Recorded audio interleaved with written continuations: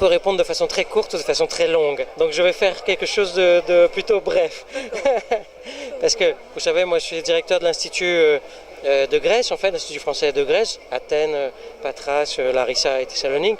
Donc pour nous, la francophonie, c'est très important parce que ça veut dire la promotion du français, en fait, c'est faire en sorte que les gens apprennent le français. C'est un mouvement très ancien, en fait, la francophonie, qui date du début du XXe siècle, avec des associations, avec des cercles de lecteurs, avec des gens qui se rencontraient pour parler français, pas qu'en France, mais dans d'autres pays. Et puis est née en 1970 l'Organisation internationale de la francophonie qui a, disons, institutionnalisé ce mouvement, qui était un mouvement d'amitié, en fait, au départ, et qui est devenu un mouvement, disons, institutionnel. Donc la francophonie, c'est beaucoup de choses. C'est des gens qui se rencontrent, c'est des amitiés en français, et puis c'est un mouvement institutionnel qui vise à, disons, faire se rencontrer les gens qui ont un amour pour la langue, en fait. La francophonie, c'est l'amour pour la langue française.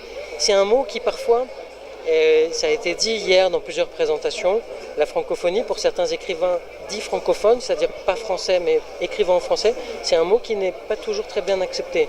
Parce qu'ils préfèrent l'expression écrivain d'expression française. Voilà, c'est plutôt ça l'expression. Donc moi, je respecte ça et donc, il y a des écrivains d'expression française, et pour moi, la francophonie, c'est plutôt ce mouvement d'amitié entre les peuples et ce mouvement institutionnel qui vise à, voilà, à faire dialoguer des cultures, disons.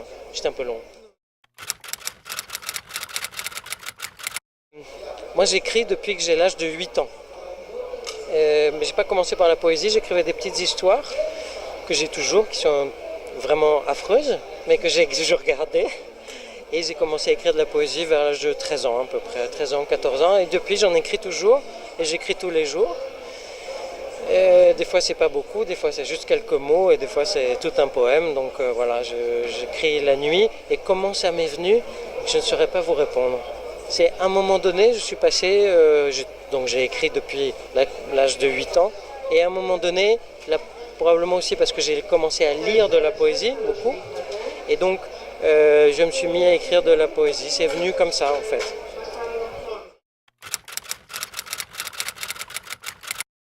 Moi, j'aime beaucoup. Je viens au Salon du Livre tous les ans pour représenter l'Institut français. Cette année, c'est un peu particulier puisque la langue française est à l'honneur. Donc, on a beaucoup travaillé avec les équipes de Thessalonique pour, à la fois du Salon, mais aussi de l'Institut français de Thessalonique pour voilà, préparer un beau stand. Entre le plan parfois et entre la réalisation, c'est pas toujours la même chose, mais là en l'occurrence c'est encore mieux que les plans qu'on avait vus. Je veux dire le salon lui-même, le stand. Donc on est content, enfin moi à titre personnel je suis très content. C'est un stand très lumineux qui laisse à la fois passer les gens et qui en même temps voilà, est un lieu clos. Je parle de la salle d'exposition, la salle de présentation. Donc voilà, c'est un très beau stand.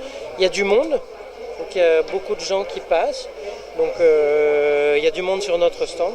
Donc voilà, on est plutôt content. Il faut maintenant voilà, prolonger l'expérience. Pour nous, qui venons d'Athènes aussi, c'est intéressant parce qu'on rencontre il y a beaucoup d'éditeurs évidemment qui viennent d'Athènes ici, mais on rencontre aussi des gens de Thessalonique, donc ça permet de louer des contacts. En quelques jours, on fait un travail qu'on ferait en un mois. Donc c'est l'intérêt du salon et ça marche bien cette année.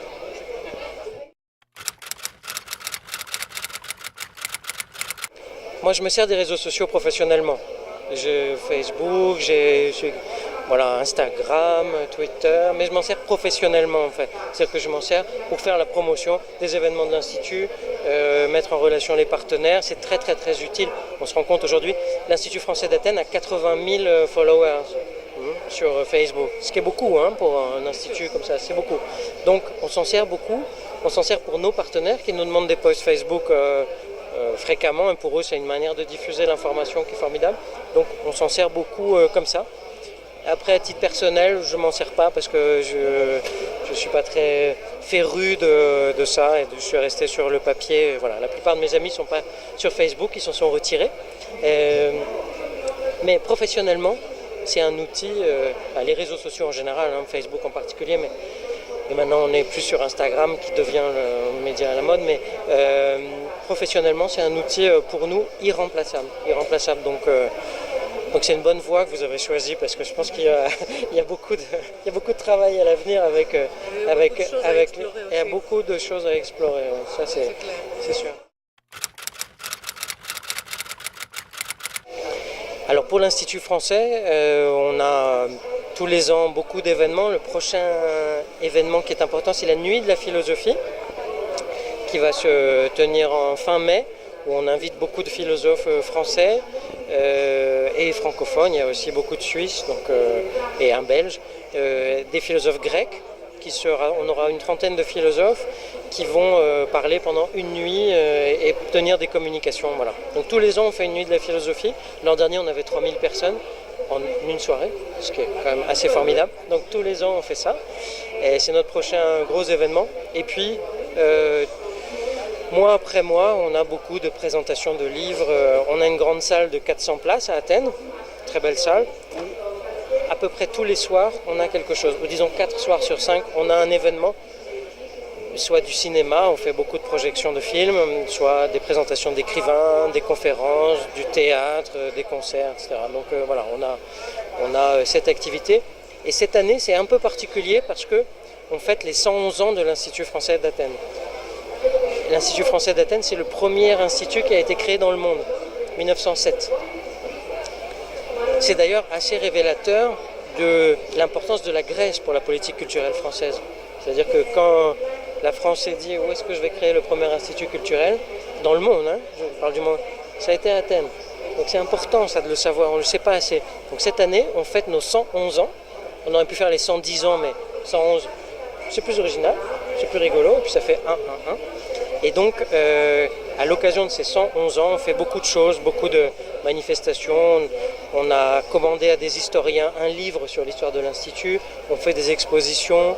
On fait aussi, on va mettre sur notre site internet des conférences qui ont été captées, qui n'étaient plus audibles en fait, parce que c'était, conservé sur support de cassette.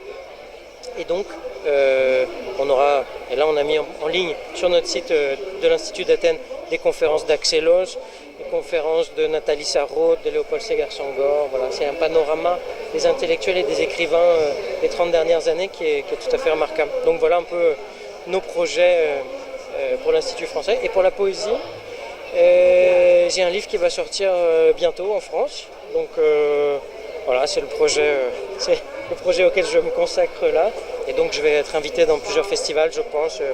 C'est sûr cet été et puis probablement à l'automne aussi. Donc voilà. Et puis j'ai toujours des choses en cours. Là j'ai écrit un roman. Je ne sais pas si je vais le faire publier parce que je suis un peu exigeant, hésitant, etc. On va voir. Merci pour vos questions. Merci. Ευχαριστώ.